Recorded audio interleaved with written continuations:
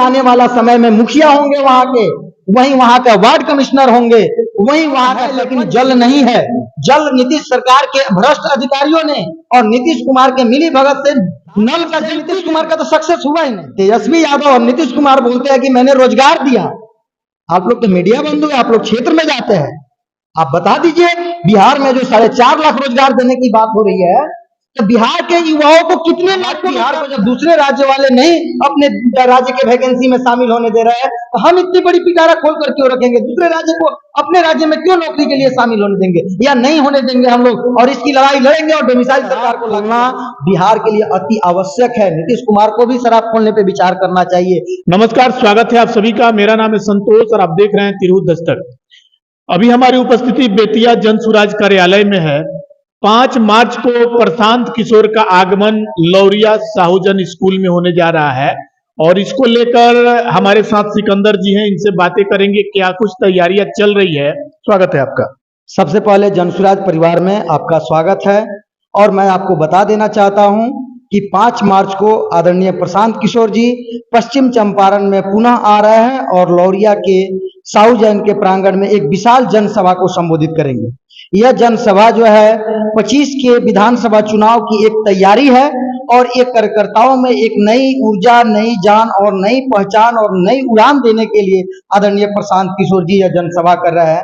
और इस जनसभा में लगभग 20 से 25 हजार से अधिक लोगों की उपस्थिति की संभावना है।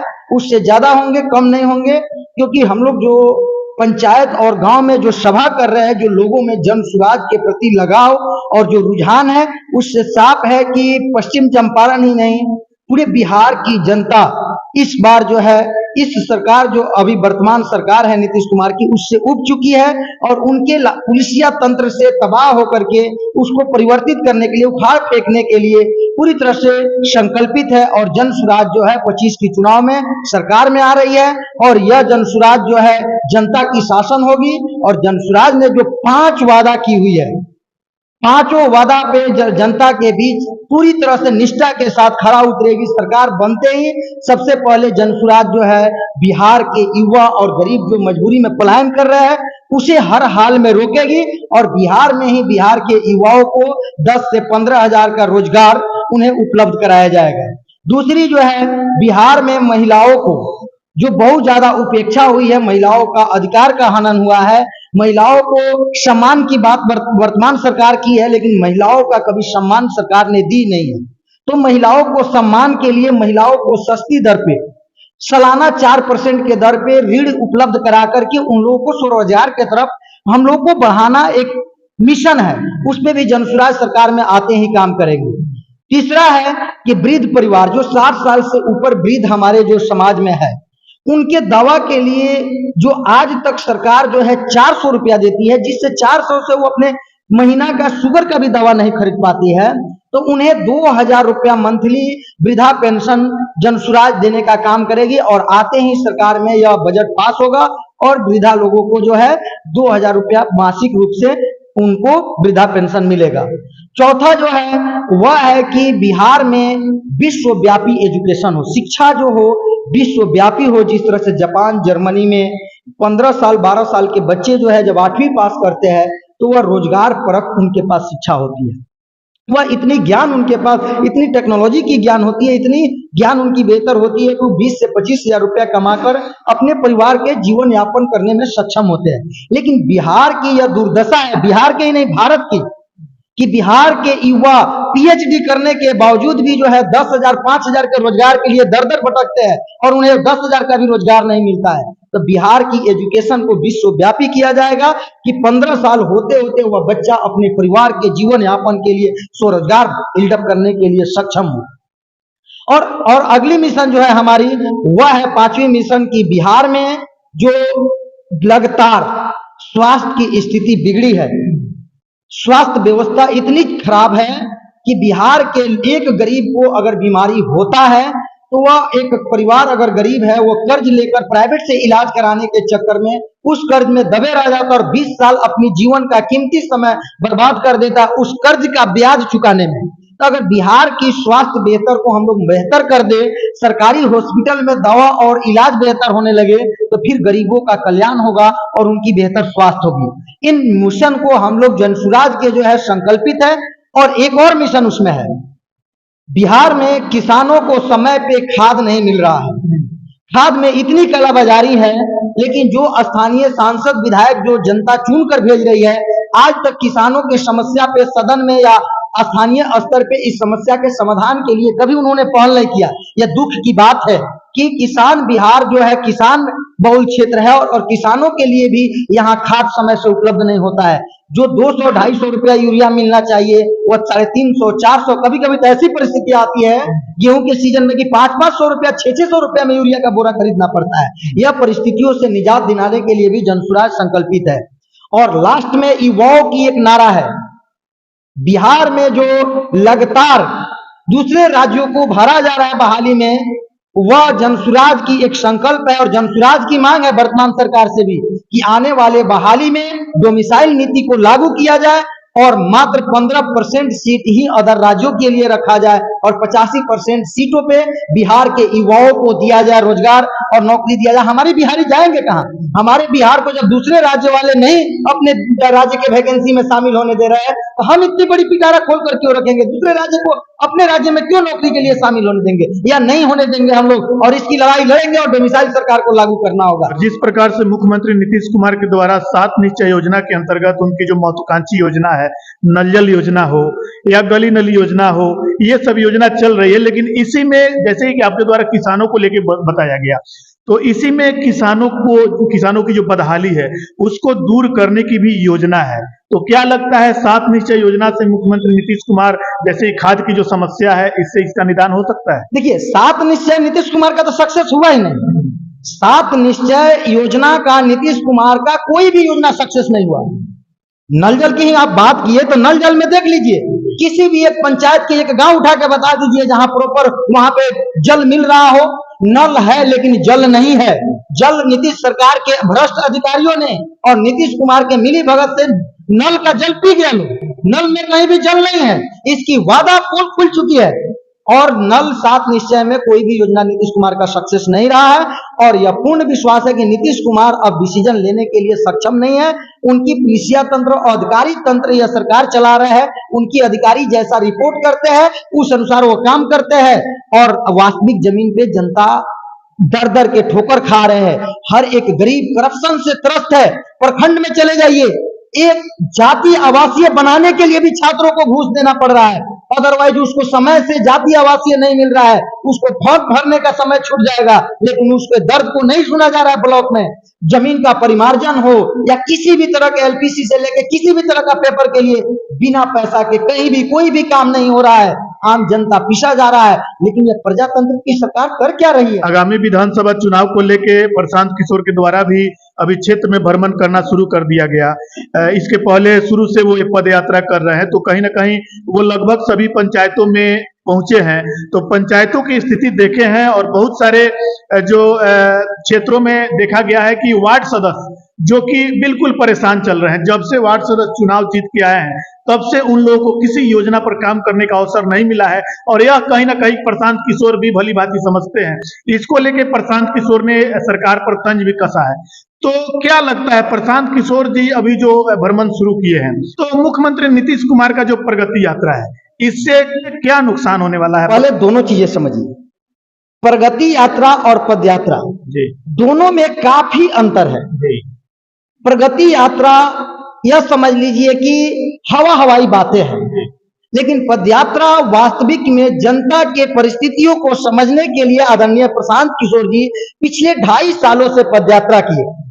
जब नीतीश कुमार जी जो प्रगति यात्रा कर रहे हैं, अगर वह वास्तविक में पैदल उतरकर अगर 5 गांव को भी भ्रमण करते तो उनको उस गांव की दर्द और वास्तविकता पता चलता कि उनके विकास की पोल क्या है, उनकी विकास जमीन पे कितने लोगों के पास पहुंची है।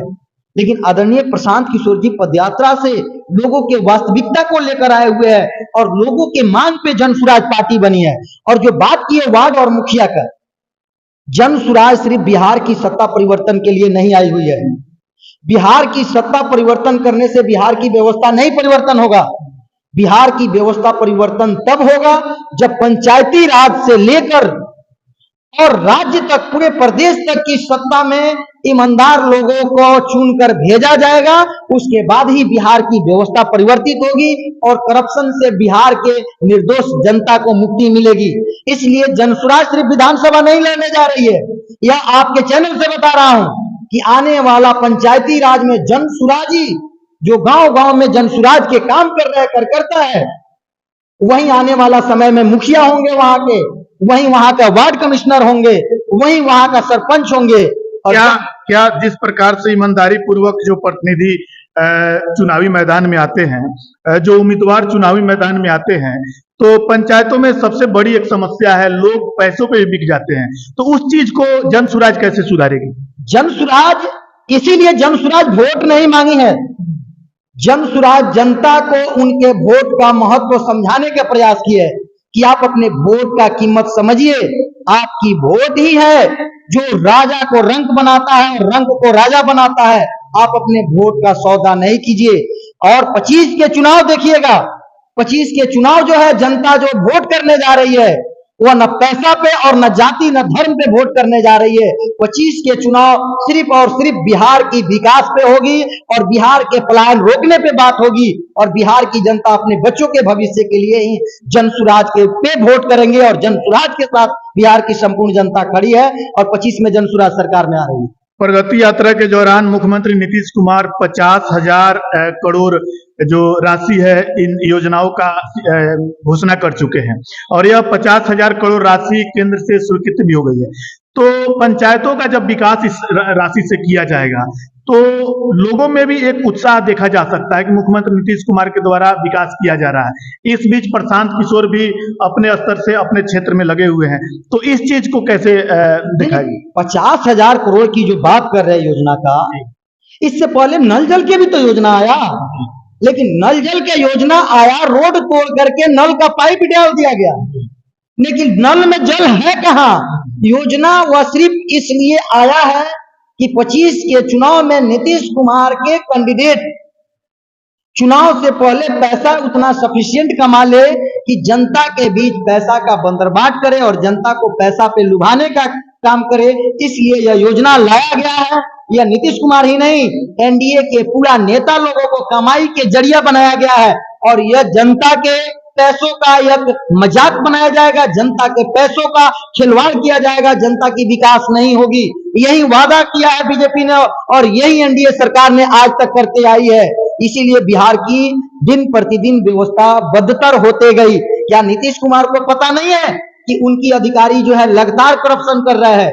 बेतिया के डीओ आखिर पिछले 5 सालों से 4 सालों से नंगा नाच हो रहा था। डीओ जनसुराज पहले लगातार बुराई हो रही थी, लेकिन इतने दिन कहां सोए हुए थे? कहीं ना कहीं जब यहाँ के सत्ताधारी लोगों को डीओ साहब ने सफिशिएंट कमीशन नहीं दिया, उन लोगों ने मिली भगत, जब नहीं हुआ, नहीं सफिशिएंट कमीशन मिला, तो उन लोगों ने एक करतूत किया। नीतीश कुमार ने उस समय कार्रवाई की। जनसुराज पहले अभियान था, अब पार्टी बन चुकी है। एक पार्टी के हिसाब से मैं आपसे सवाल कर रहा हूं, हाल ही में झारखंड में चुनाव हुआ है।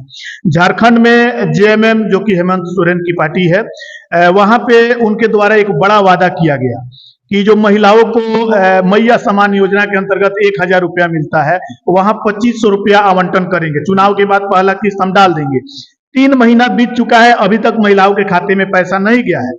उसी मैनिफेस्टो पे बिहार के जो पूर्व उप मुख्यमंत्री हैं तेजस्वी प्रसाद यादव, वो भी माई बहन योजना के अंतर्गत 2,500 रुपया बांटने का वादा कर रहे हैं। तो कहीं ना कहीं इस बीच में अगर नीतीश कुमार भी ऐसी कोई योजना लाते हैं तो महिलाओं का वोट बैंक किधर मर्ज करेगा? नहीं, सबसे पहले वो पैसा आएगा कहां से? जो हमारे विपक्ष में बैठे हुए नेताजी ने, अगर उनको ज्ञान होता, अगर मैथमेटिक्स वो पढ़े होते, तो उनको साफ तौर पे पहले कैलकुलेट करवा लेते कि मैं जो योजना की घोषणा कर रहा हूं, वह योजना में फंड मैं लाऊंगा कहां से? बिहार की टोटल योजना में फंड ही आता है 200-225 करोड़ का, और 150-200 करोड़ जो है माई बहन योजना में ही बांट देंगे, तो फिर और क्षेत्रों में कहां से पैसा आएगा? बिहार की योजना के लिए तो पहले सोचना चाहिए कि बिहार में फंड आएगा कहां से। उस फंड को रिलीज करने के लिए फंड तो होना चाहिए ना। तो उनको तो खुद ज्ञान नहीं है कि मैं जो घोषणा कर रहा हूं उसमें कितना खर्च आएगा और हमारे राज्य की बजट क्या है, यही पता नहीं है। तो घोषणा तो हवा हवाई बातें हैं, यही तो हो रही है। नीतीश कुमार और विपक्ष में बैठे हुए दोनों आदमी तो यही घोषणा कर रहे हैं। तेजस्वी यादव और नीतीश कुमार बोलते हैं कि मैंने रोजगार दिया। आप लोग तो मीडिया बंधु है, आप लोग क्षेत्र में जाते हैं, आप बता दीजिए बिहार में जो 4.5 लाख रोजगार देने की बात हो रही है, तो बिहार के युवाओं को कितने लाख को रोजगार मिला है? आपने तो 4.5 लाख में से लगभग 2 लाख लोगों को जो पूर्व से जो नौकरी में थे नियोजित, उन्हीं को नौकरी आपने दिया है। और बच गया 1.5-2 लाख। तो 1.5-2 लाख में लगभग आप 1-1.25 लाख तो अदर राज्यों से लाके भर दिए हैं। और 4.5 लाख आप वैकेंसी दिए तो 4.5 लाख से भरे कहां? अच्छा, एक ही कैंडिडेट को आप 2 में रिजल्ट दिए। आप ही के नियमावली में था कि एक कैंडिडेट एक ही में रिजल्ट होगा, लेकिन 2-3 में आपने रिजल्ट दे दिया। वो तो एक ही जगह ज्वाइन किया ना। चलिए, अंत में मेरा एक और सवाल रहेगा। प्रशांत किशोर जी पश्चिमी चंपारण जिला के लौरिया में पहुंच रहे हैं। लौरिया जो है कि बाढ़ प्रभावित क्षेत्र में आता है। जनसुराज सत्ता में आएगी। आदरणीय प्रशांत किशोर जी पदयात्रा के समय में बाढ़ प्रभावित क्षेत्रों का भ्रमण किए हैं। उन सभी चीजों को हम लोगों ने समस्या में अपने डायरी में नोट रखा गया है। बिहार की एक एक समस्या को पदयात्रा करने का कारण यह नहीं था कि प्रशांत जी को पहचान कराना था। प्रशांत जी को बिहार के डिजिटल के दुनिया में सभी लोग जानते थे। प्रशांत जी वास्तविकता को जानते हैं और उसको हम लोग जो है बेहतर योजना के तहत जो बाढ़ की पानी है उसे हम लोग बेहतर प्लानिंग के तहत उसे सिंचाई के रूप में हम लोग कन्वर्ट। इसमें आपको पूर्व में भी आदरणीय प्रशांत किशोर जी जब मधेपुरा में पदयात्रा था, वहां की परिस्थिति कोसी के कहर के उन्होंने चर्चा भी किया था कि अगर सरकार योजनाबद्ध कार्य की होती तो आज तक कोसी की समस्या का समाधान हो गया होता, इस पानी का सही उपयोग हो गया होता। जब ऐसा न्यूजीलैंड जैसा छोटा देश, गरीब देश जो है इतना बढ़िया पानी की सिंचाई कर सकता है, व्यवस्था बना सकता है, हमारे यहाँ सिंचाई की कमियां होती तो उस पानी को संचय करके हम लोग बेहतर उपयोग कर सकते हैं। बट उसको सत्ता में आने के बाद ही, क्योंकि सरकार हमारी नहीं है और हम योजना बना भी लेंगे तो उसे इंप्लीमेंट नहीं होगी। और देखिए बिहार में हम लोग हर चीजों के लिए बिहार के हर क्षेत्र के अनुभवी लोगों के साथ साथ विदेश से, दूसरे देशों से, समृद्ध देशों से उस क्षेत्र के विशेषज्ञों को बुलाकर पटना में पार्टी बनाने से पहले योजना तैयार किया गया है। जैसे मैंने आपको बताया कि बिहार की एजुकेशन विश्वव्यापी होगी, तो मैंने ऐसे नहीं बताया। जनसुराज ने पार्टी बनाने से पहले 500 पूरे विश्व से 500 शिक्षाविदों को और बिहार के जो बड़े बड़े शिक्षाविद है जैसे केसी सिन्हा सर, ऐसे शिक्षाविदों के साथ बैठकर बिहार की एजुकेशन व्यवस्था की खाका तैयार की गई है। वो भी बहुत जल्दी आपके बीच आ जाएगा कि कैसे बिहार की हमारी एजुकेशन सुधरेगी। ये सारी चीजें हम लोग ऑन ड्राफ्टिंग पे काम किए हुए हैं, न कि हम लोग हवा हवाई घोषणा कर रहे हैं। इसलिए बिहार में हम लोग हर चीजों को क्रमबद्ध तरीके से कार्य को करेंगे। इसीलिए बिहार में शराबबंदी जो है बिहार की एक अभिशाप बना हुआ है। सरकार हमारी आती है तो आते ही सबसे पहले शराब खोला जाएगा, क्योंकि शराब बंद नहीं है, सिर्फ कालेबाजारी है। बिहार के रेवेन्यू जो है काले धन के रूप में उड़ाई हो रहा है और सब नेता का ही लोग जो है उड़ाई कर रहा है। अधिकारी और नेता लोग नहीं मिला होता तो शराब बिहार में धड़ल्ले नहीं बिकता। शराब खोलने की बात की जा रही है, तो शराब खोलने की जहां बात होती है वहां महिला का आकर्षण कहीं ना कहीं नीतीश कुमार की तरफ हो जाता है। कहीं महिलाओं का नीतीश कुमार की तरफ आकर्षण नहीं है। मैंने आज भी नौतन में जनसभा किया और वहां महिलाओं से हमने बात किया। महिलाओं का साफ कहना है कि शराब बंदी हुआ ही नहीं है। महिलाओं का स्टेटमेंट है आज का, मैं आपको वीडियो भेज दूंगा कि शराब तो मिल रहा है, बट मिल कहाँ रहा है? जो 100 रुपया में मिलने वाला चीज था, हमारे परिवार के, आपके परिवार के लोग जो है उसे 500-1000 रुपया में खरीद के पी रहे, उससे तो हम ही लोगों को घाटा है। शराब तो मिल रहा है लेकिन दूसरे तरीका से मिल रहा है। इससे तो बढ़िया था कि जब शराब खुला हुआ था, कम से कम 500 रुपया कमाता था तो 100 रुपया तो पीता था लोग, 400 तो लाके देता था लोग। आज तो कमाई भी घट गया। अगर 500 रुपया कमा रहे हैं तो पीने के चक्कर में हो सकता है कि उस दिन का 400 रुपया पी गए हैं, 100 रुपया घर पे जा रहा है, तो 100 रुपया में दिन भर का 2 टाइम का सब्जी भी नहीं हो रहा है। परिस्थिति तो आप भी सच्चाई जान रहे हैं। देखिए नीतीश कुमार ने क्या किया, आप लोग जमीन से जुड़े हुए हैं, शराब की सच्चाई आपको भी पता है। और 20,000 करोड़ प्रति वर्ष बिहार का रेवेन्यू का क्षति है।